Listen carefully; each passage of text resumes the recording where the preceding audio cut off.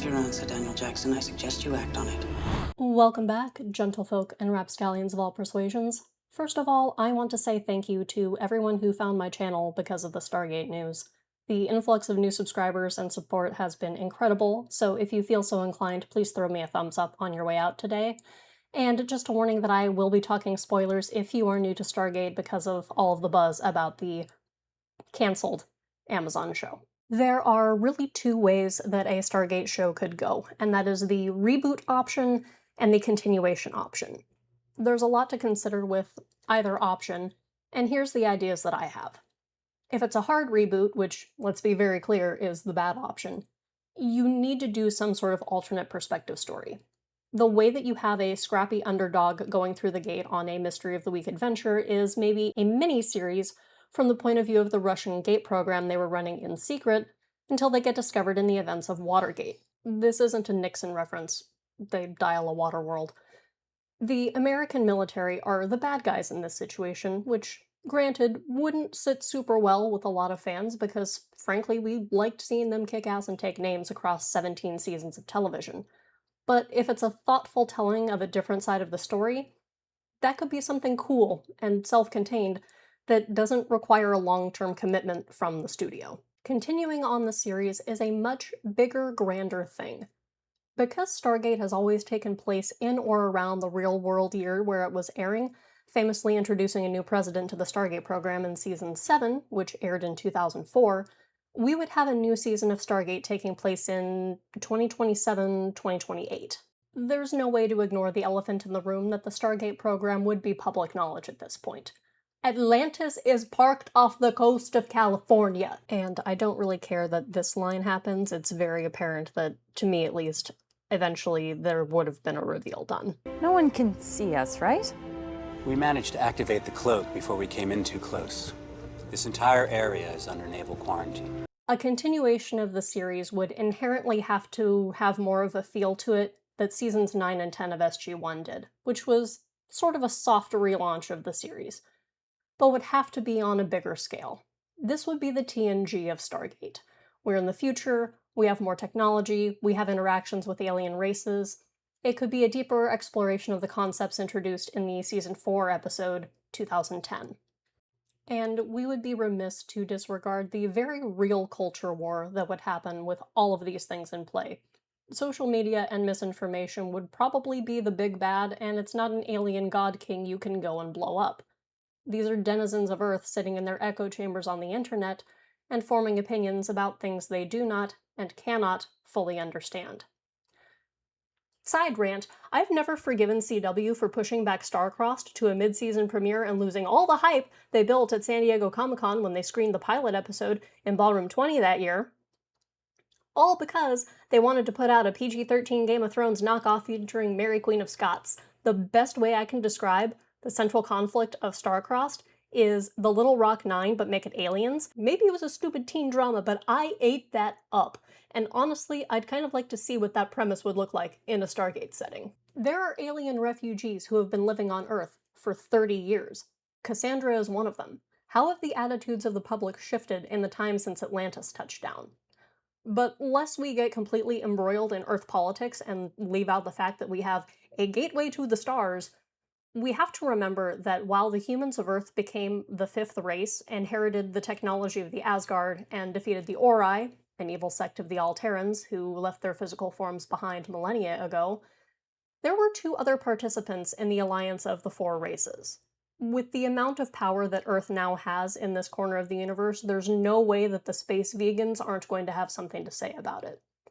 They are inherently pacifists, and would not be in a warlike conflict in the plot, but they might hide worlds from us that we would attempt to colonize or otherwise frustrate our plans.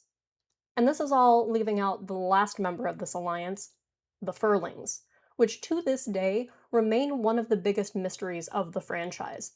If we suppose they have migrated to another galaxy, they have no reason to trust us who, in the time they've been gone, have seen the downfall of half of this original coalition. I wouldn't trust us, and that's a gateway, pun intended, to fighting an extended proxy war. Sure, we're powerful, and we're scrappy, but we're only 30 years into this, and they have millennia on us. For newcomers to the fandom, the Furlings then become the everyman who have half an episode or so, where they get enough of the backstory of what humans have done while they were gone to explain what we need for the rest of the story. And I'm proposing that we use the ambiguity of what has happened to them and our own position in the greater galactic scheme of things to introduce them as people who might be allies, but then turn out to be our enemies.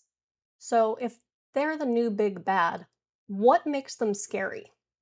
The Goa'uld could infiltrate our very minds, puppeting the bodies as merely hosts for their power. The Ori were the ancients themselves, manipulating their followers to worship them and therefore directly provide them with energy. And the fanaticism and power they could bring to bear was something we had never seen before.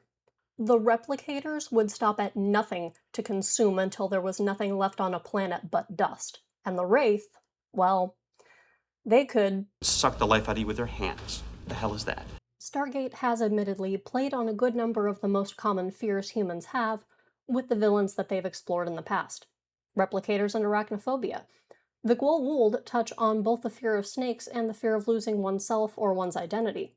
The conflict with the Ascended Ori confronted the feeling of being small and human in the vastness of the universe. And the Wraith are space vampires. The idea of a creature that can steal your very essence and vitality is one that cultures across the world have had.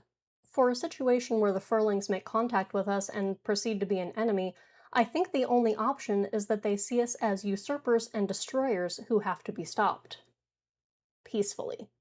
We are a plague upon the galaxy. We are the subsumers and conquerors, and we cannot be allowed to continue. But because the Furlings built a utopia, they don't strike me as the kind of race that would immediately turn to extermination.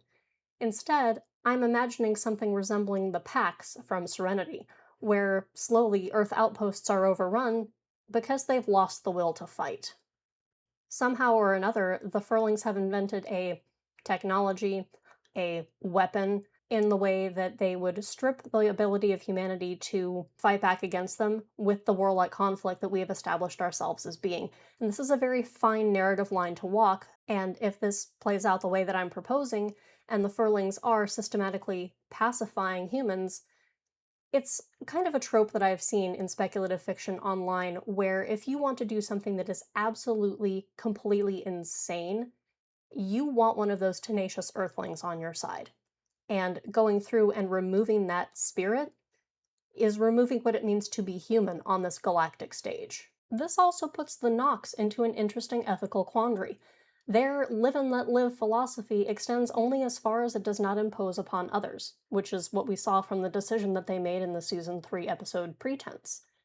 Eventually, they would use their powers of cloaking and misdirection to try and keep the Tauri and the Furlings from directly confronting each other, especially if it means that the Furlings are destroying human free will, and it's spreading beyond the initial conflict. And maybe some of the leaders of Earth are looking at the state of social media debates about the Stargate program and wondering if peace is really all that bad. If we take this as far as Serenity did with the citizens of Miranda who became so passive to the point where they stopped doing anything at all and just laid down and died, the Nox are faced with a new dilemma. They would feel morally compelled to restore the dead to life, as we saw in the first season of SG-1. But as the war stretches on, both the Tauri and the Furlings might take greater risks, knowing their dead would be revived. And we can get a nice little memberry of Daniel Jackson's seemingly infinite ability to cheat death, but this would ultimately tax the resources of the Nox and force them to take action or see the downfall of their own civilization due to the conflict between their neighbors.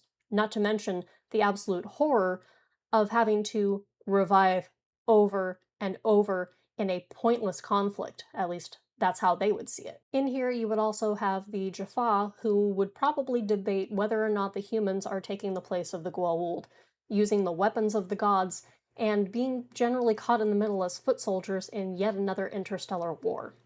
I think they would follow a similar trajectory they did during the Ori conflict, except that they would eventually realize that no one was going around being enslaved, but their will to fight was being destroyed, and as a warrior people, this would be anathema to them, and I think they would ultimately join on the side of the Tauri. Lucian Alliance, I keep forgetting about them.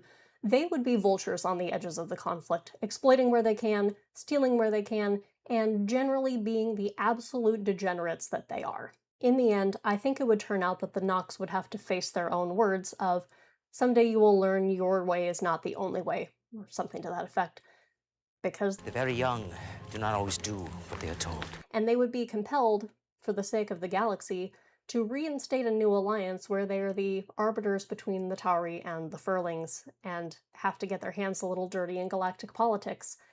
Their absolute pacifism is a luxury they can no longer afford. Fundamentally, I don't think that with either of these options, a hard reboot or a continuation of the original series, that there's really the potential for it to run as long as something like SG-1 or, honestly, maybe even Universe did, because we have to face the reality that we live in a different world than we did when broadcast television was in its heyday. I know that me, personally at least, and I think a lot of us, would want 20 episodes that come out weekly. That just isn't the model anymore, and there are detriments to that. You're no longer filming the later episodes in the season while the earlier ones are airing. You can't course correct if your fans hate something you've already done. You made the 8 or 10 episodes ahead of time. You're locked in. We also, in general, just simply don't see the longevity that shows used to have. Many of them only last a season, maybe 2 or 3.